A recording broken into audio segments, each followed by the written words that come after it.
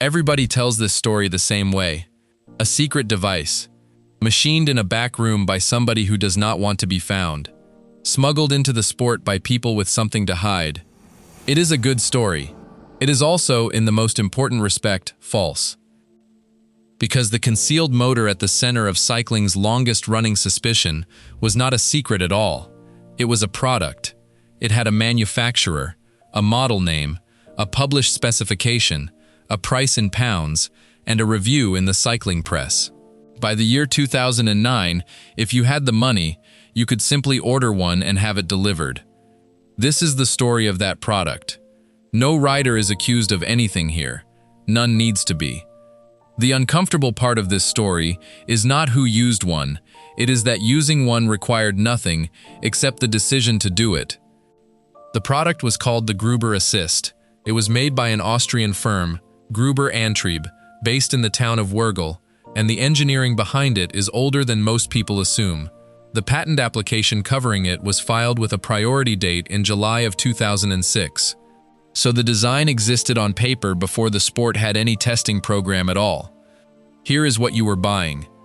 The drive unit was a cylinder, roughly 22 centimeters long, designed to drop straight down inside the seat tube of an ordinary road bicycle. It fitted a seat tube with an internal diameter of 30.9 or 31.6 millimeters, two of the most common dimensions in the sport. It drove the bottom bracket through a small bevel gear, so the power arrived at exactly the place a rider's own power arrives, at the cranks. The battery weighed about 900 grams. Reviewers who weighed a complete installation put the entire system, motor, battery and all, at under 2 kilograms. It was rated at 200 watts. That figure gets quoted constantly, and on its own, it misleads. So here is the more honest number. The maker's own published output figure for the system was 110 watts. The battery held 203 watt-hours, which the manufacturer said was good for somewhere between 45 minutes and an hour and a half, depending on how hard you leaned on it. And the control, this is the detail that tends to stop people, because it is so ordinary. It was switched on by a small red button on the handlebars. Not a hidden sensor, not a coded transmitter. A button, where your hand already is. Consider the runtime figure for a moment, because it is more relevant than it first looks. Between 45 minutes and an hour and a half does not sound like much, next to a race that lasts 5 or 6 hours. But no bicycle race is decided across 5 or 6 hours. It is decided on one climb, or one stretch of cobbles, or one attack. A major mountain pass takes a professional somewhere between 20 and 40 minutes. The battery in this device comfortably outlasts the only part of a race that actually settles it. Now hold that specification in your mind and consider what it means in a bicycle race. 110 watts is not a superhuman number. It will not turn a club rider into a champion, and anybody who tells you a concealed motor makes a rider unbeatable is overselling it. But 110 watts, available on demand, for the length of a decisive climb, is an enormous amount of help in a sport where races are routinely settled by a handful of seconds. It is roughly the difference between a strong professional and a rider who cannot hold the wheel in front. Now the part that reframes everything. This was not contraband, it was retail. The technology news site New Atlas covered it on the 5th of May 2009, not as an exposé, as a product announcement of the kind written about any new piece of bicycle equipment. And more than a year and a half later, on the 15th of December 2010, Bike Radar published a review of the kit. They fitted it, weighed it, rode it, and wrote up whether it was worth the money. Read that again. The device the sport would eventually build an entire testing program to detect was, at the time, being reviewed by the cycling press like a set of tires. Which brings us to what it cost. At launch, it was 1,649 pounds, about $2,473 US. By the December 2010 review, the price had risen to 1,750 pounds. Set that against the world it was sold into. A professional team's race bicycle, in that era, cost considerably more than the motor did. A single set of high-end carbon wheels cost more than the motor did. So the cost was not a barrier. The engineering was not a barrier. because somebody else had already done it and would ship it to you. Access was not a barrier, because it was on open sale to the public. Knowledge was not a barrier, because the specification was published and the press had reviewed it.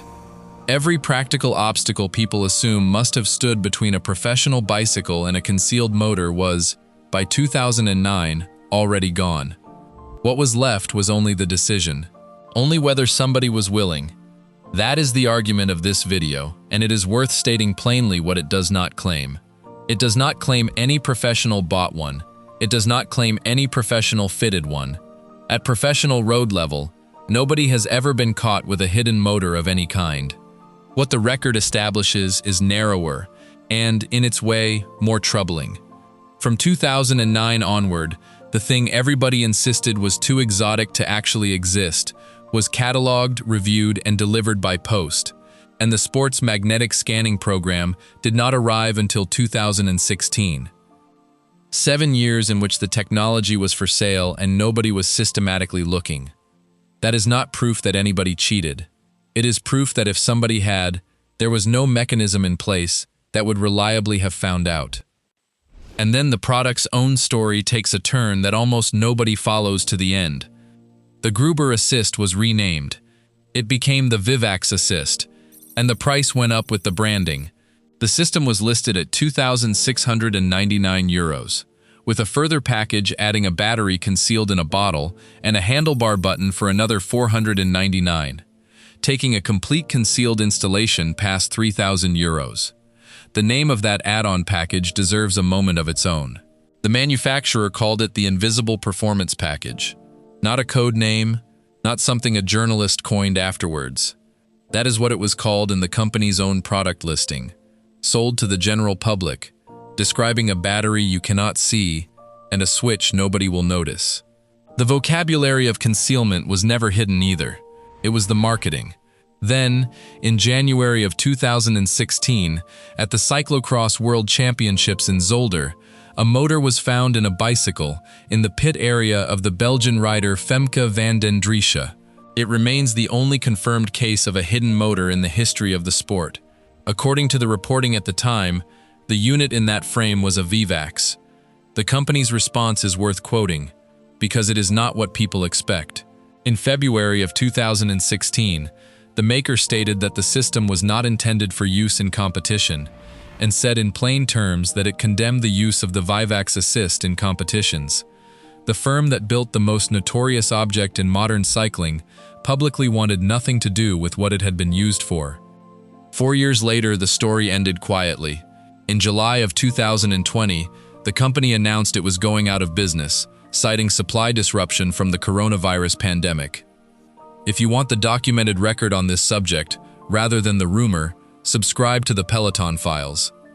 The most revealing thing about this motor is not that it was powerful, because it was not especially powerful. It is not that it was well concealed, because a mechanic who knew what to look for could find it. It is that it was ordinary. A patent, a catalog number, a price, and a red button on the handlebars. The hidden motor was never hidden. It sat in a shop window for years before the sport worked out how to look for it, and by the time anyone was caught with one, the company that made it was already telling the world to stop.